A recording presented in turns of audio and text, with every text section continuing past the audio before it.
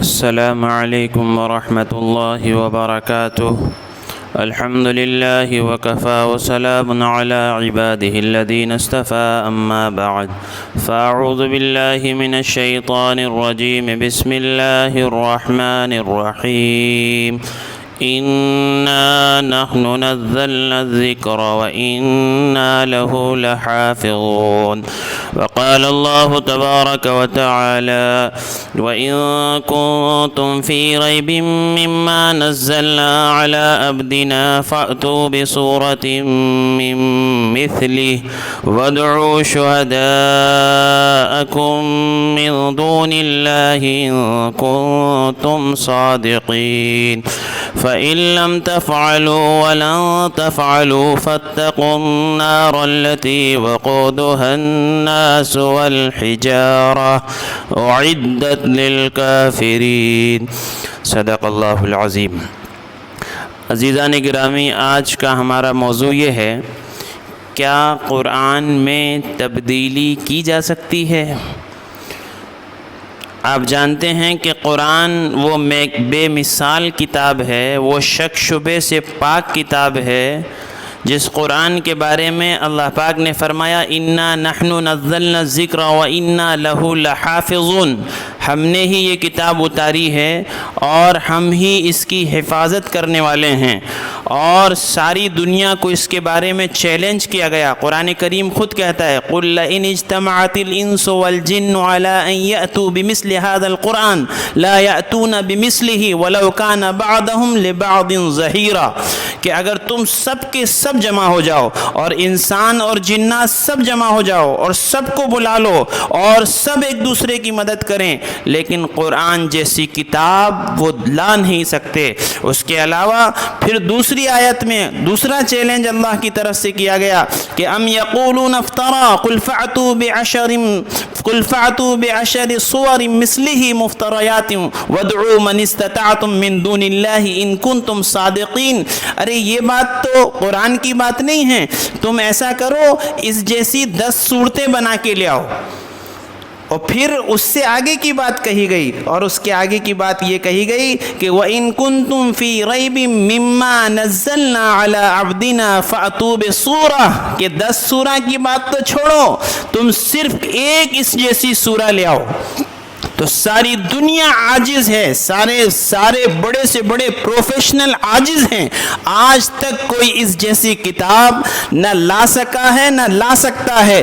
ان کے جو باپ دادا ہیں اور ان کے جو آج کے زمانے میں جو غدر مچا رہے ہیں اور شور مچا رہے ہیں اور ہنگامہ برپا کر رہے ہیں، اور جنہوں نے اپنی بدتمیزی کی اور اپنی جہالت کی ساری حدوں کو لانگ دیا ہے، اور جو آج مسلمان نہیں بلکہ مسلمانوں کے نام پر ایک دھبا ہیں، کہ ان کو معلوم ہونا چاہیے کہ ان کے باپ دادا اور ان کے پردادا اور ان کے گرو جن کے یہ چیلے ہیں، کتابوں میں ملتا ہے ابن مقنع 6 مہینے تک اس کو چھوڑا گیا اور ایک کمرہ اس کو دیا گیا کہ لو اب تم قرآن بناؤ، قرآن جیسی کتاب بناؤ. 6 مہینے کے بعد اس کے پاس جب رپورٹ کے لیے گئے اور اس سے پوچھا کہ تمہاری 6 مہینے میں کیا کارگزاری ہے، کتنا قرآن تم نے تیار کیا ہے، تو وہ 1 پیج لکھتا تھا پھاڑتا تھا، 1 پیج لکھتا تھا پھاڑتا تھا، اور 6 مہینے تک یہی کرتا رہا، 1 پیج نہیں لکھ سکا. اس کے علاوہ اور بھی بہت سے نام ملتے ہیں. ابن رواندی ہے، مسلمہ ابن کذاب ہے جس نے سورہ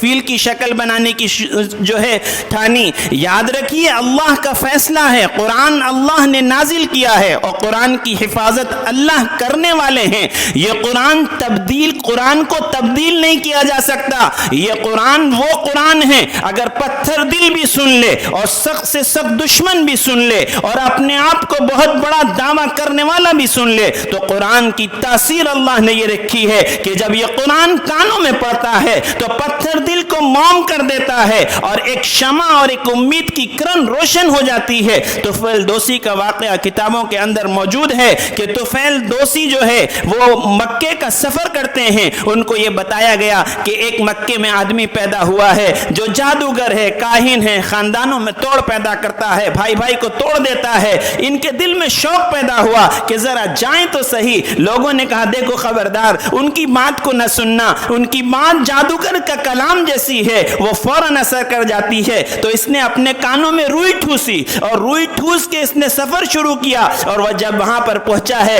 تو اللہ کے نبی صلی اللہ علیہ وسلم حامیم سجدہ پڑھ رہے تھے. اس نے سوچا تھوڑی کانوں کی روئی تو نکالوں, کانوں کی روئی نکالتا ہے اور زندگی بدل جاتی ہے. ایسے ہی ایک نہیں ہزاروں ڈھیروں واقعات آپ کو مل جائیں گے. عتبہ کا واقعہ موجود ہے. نبی رحمت صلی اللہ علیہ وسلم کو مٹانے کی سازش ہو رہی ہے, قتل کرنے کی سازش ہو رہی ہے. ابو جہل موجود ہے, پلاننگ ہو رہی ہے کہ کیسے ان کو قتل کیا جائے. عتبہ کو بھیجا جاتا ہے, عتبہ جاتا ہے اور جا کے دیکھتا ہے کہ نبی رحمت صلی اللہ علیہ وسلم قرآن کی تلاوت کر رہے ہیں. زندگی میں تبدیلی آ جاتی ہے. واپس ابو جہل کے پاس آتا ہے تو ابو جہل کہتا ہے کہ تو بدلا بدلا نظر آ رہا ہے. میرے معزز سامعین, قرآن کی تاثیر یہ اللہ نے رکھی ہے کہ جو اس کو صحیح طریقے سے سنتا ہے تو اللہ پاک اس کی زندگیوں کے اندر تبدیلی لاتے ہیں. قرآن تبدیل نہیں کیا جا سکتا. یاد رکھو, قرآن کو تبدیل کرنے کی کوشش کرو گے تم تبدیل ہو جاؤ گے,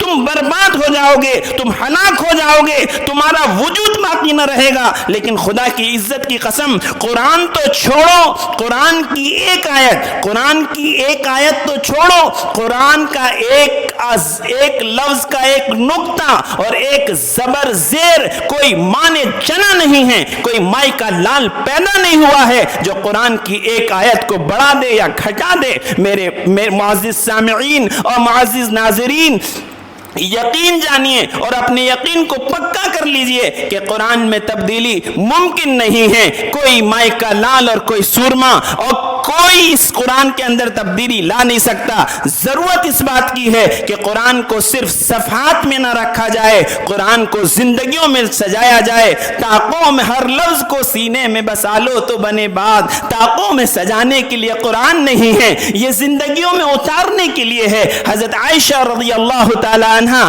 ان سے جب سوال کیا گیا کہ اللہ کے نبی صلی اللہ علیہ وسلم کی زندگی کیسی تھی تو حضرت عائشہ رضی اللہ تعالی عنہا نے پوچھا کیا تم نے قرآن نہیں پڑھا ہے؟ جو کچھ صفحات قرآن میں وہی سب کا سب لمحات حیات میں, یعنی جو کچھ قرآن کے پیجوں میں اور جو کچھ قرآن کی کتابی شکل میں وہی سب قرآن اللہ کے نبی صلی اللہ علیہ وسلم کی زندگی میں. یہ نادان اور بے وقوف, یہ کم عقل اور جاہل یہ سمجھتے ہیں کہ ہم قرآن کو جلا دیں گے تو ہمارا کام ہو جائے گا, ہم قرآن میں جو ہے کچھ تبدیلی کر دیں گے تو کچھ ہو جائے گا. ارے نادانوں, ارے جاہلوں اور کم بختوں, تمہیں معلوم ہے یہ قرآن ہمارے سینوں میں بستا ہے. اس کی حفاظت کا انتظام قرآن اللہ نے یہ کیا ہے.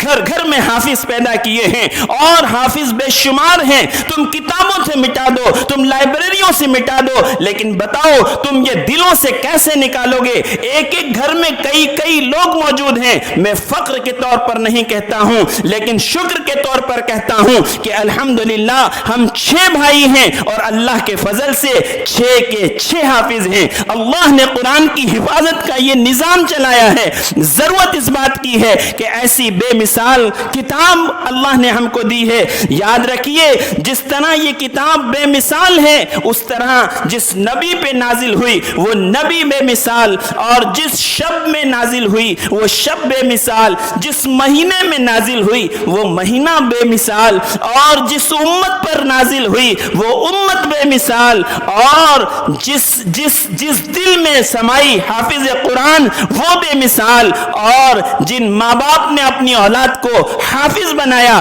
وہ ماں باپ بے مثال. یاد رکھیے کہ جب ہم قرآن کا ایک صفحہ کہیں کچرے میں گرا پڑ جائے, کتنا ہی گناہ گار کیوں نہ ہو, کتنا ہی پاپی کیوں نہ ہو, شرابی کیوں نہ ہو, وہ اس کو اٹھاتا ہے, چومتا ہے, سینے سے لگاتا ہے. ذرا بتائیے, جس وقت پر قرآن آ جائے تو اس کی یہ عزت ہے, جس زندگی میں قرآن آ جائے گا وہ زندگیوں کی کیا عزت ہوگی، وہ انسانیت کی کیا عزت ہوگی۔ ضرورت اس بات کی ہے کہ ہم میں سے ہر ایک قرآن کو اپنے سینوں میں بسائیں، اس کی تلاوت کا اہتمام کریں، اس کا ترجمہ پڑھیں، اس کی تفسیر پڑھیں، اس کو سمجھنے کی کوشش کریں اور اس کو اپنی زندگی میں لانے کی کوشش کریں، اور بالکل مطمئن ہو جائیں یہ کیا ان کے باپ آ جائیں، قرآن میں تبدیلی ممکن نہ ہوئی ہے نہ ہو سکتی ہے۔ کوئی مائی کا لال پیدا نہیں ہوا جو قرآن کے ایک حرف کو بھی تبدیل کر دے۔ ضرورت اس بات کی ہے کہ اپنی زندگیوں میں کو جو ہے قرآن سے آراستہ کیا جائے۔ اللہ تعالیٰ سے دعا ہے اللہ تعالیٰ ہم سب کو قرآن کے پڑھنے کی، قرآن کے سمجھنے کی اور قرآن کی دعوت لوگوں میں عام کرنے کی توفیق عطا فرمائے۔ وآخر الدعوانا ان الحمد للہ رب العالمین۔